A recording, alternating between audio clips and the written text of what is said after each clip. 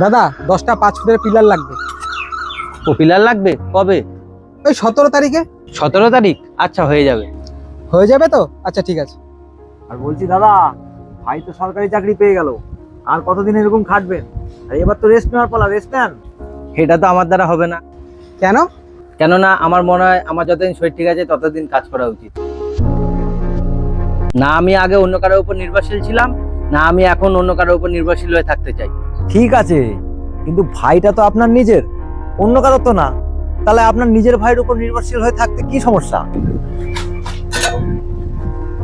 14 বছর বয়স ছিল আমার যখন বাবা আমাদের ছেড়ে চলে যায়। তখন থেকে আমি টাকা কামানো শুরু করি। অনেক আত্মীয় স্বজন বলেছিল তাদের কাছে চলে যেতে, কিন্তু আমি কারো কাছে বোঝা হতে চাই, সেই জন্য যাইনি। তা বলে নিজের ভাইয়ের কাছে থাকাটাকে বোঝা বলে নাকি?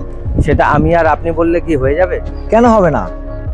ভাইটা তো আপনার নিজের, আর আপনি তাকে কষ্ট করে বড় করেছেন, পড়াশোনা শিখিয়েছেন, আজকে সে একটা সরকারি চাকরি পেয়েছে। এখন যদি সে আপনাকে না দেখে তাহলে কবে দেখবে? এটা আপনারা সম্পূর্ণ ভুল বলছেন। আমি তাকে পড়াশোনা শিখেছি ঠিকই, এটা ছিল আমার কর্তব্য, কিন্তু সে যে চাকরিটা পেয়েছে সে সম্পূর্ণ তার নিজের যোগ্যতায় পেয়েছে। কিন্তু দাদা তবুও আপনার ভাই যে চাকরি করে পয়সাটা উপার্জন করছে তার মধ্যে তো আপনার অধিকার আছে। দাদা, কারোর উপার্জনের উপর কারোর অধিকার থাকে না। আমার ভাই যেটা কামাচ্ছে সেটার উপর তার অধিকার, আমি যেটা কামাচ্ছি সেটার উপর আমার অধিকার। দাদা, আপনার কথা আমরা বুঝতে পারছি, কিন্তু আমাদের যা মনে হচ্ছে আজকে আপনার ভাই যা কিছু হয়েছে সম্পূর্ণ আপনার দৌলতেই হয়েছে। দাদা, যখন আমাদের বাবা মা আমাদের ছেড়ে চলে যায় তখন আমি নিজে থেকে আমার ভাইয়ের দায়িত্ব নিয়েছিলাম, কিন্তু কখনো এইটা ভেবে আমার ভাইয়ের দায়িত্ব নিইনি যে ও যখন উপার্জন করবে তখন আমি তার উপার্জনে ভাগ বসাবো। কিন্তু হ্যাঁ, ও যদি কখনো আমাকে ভালোবেসে নিজে থেকে বলে যে এইসব ব্যবসা ছেড়ে দিয়ে বিশ্রাম নিতে, তাহলে আমি ভেবে দেখব।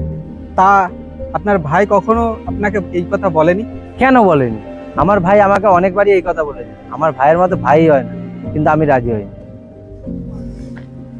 রাজি হননি? কিন্তু কেন? ওই যে তখন আমি আপনাদের বললাম যতক্ষণ আমার শরীর ঠিক আছে আমি কাজ চালিয়ে যাব, অন্যের উপর নির্ভরশীল হব না। আচ্ছা আচ্ছা, বুঝতে পারলাম। হ্যাঁ, আমি এতক্ষণ ধরে আপনাদের সেটাই বলতে চাইছিলাম যে ও উপার্জন করছে তাতে ওর চলে যাচ্ছে, আমি উপার্জন করছি তাতে আমার চলে যাচ্ছে, আর আমি এই ব্যবসাটা বন্ধ করে বাড়িতে বসে করবোটা কি? কেন হঠাৎ করে এরকম কথা বলছেন? এই যেমন দেখুন না, আজ আপনারা এসছেন, এরকম বহু লোক আপনাদের মতো আমার এখানে আছে, তাতে আমার ব্যবসাটাও হয়ে যায় আর আমার গল্প গুজব করে সময়টাও কেটে যায়, আর বাড়িতে বসে বিরক্ত বোধ করে লাভটা কি? তাতে আমার ব্যবসাটাই চালানো আরো ভালো। দাদা আপনি মানুষটা খুব ভালো, আপনার সঙ্গে কথা বলে অনেক ভালো লাগলো। কেন? আমি এমন আবার কি বললাম?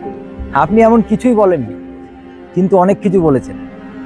আপনার মতো চিন্তাধারা যদি পৃথিবীতে প্রত্যেকটা মানুষের মধ্যে থাকতো তাহলে এই দাদা ভাই সম্পর্ক আশা করি কোনোদিন খারাপ হতো না।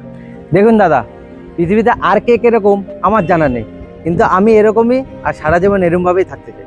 ঠিক আছে দাদা, আপনি এরকমই থাকুন, আর আমরাও চেষ্টা করবো নিজেদেরকে আপনার মতো তৈরি করা। ঠিক আছে দাদা, তাহলে 17 তারিখে পিলারগুলো পাঠিয়ে দেবেন। এখন আসছি, আর কালকে এসে পয়সা দিয়ে যাব। আসছি তাহলে।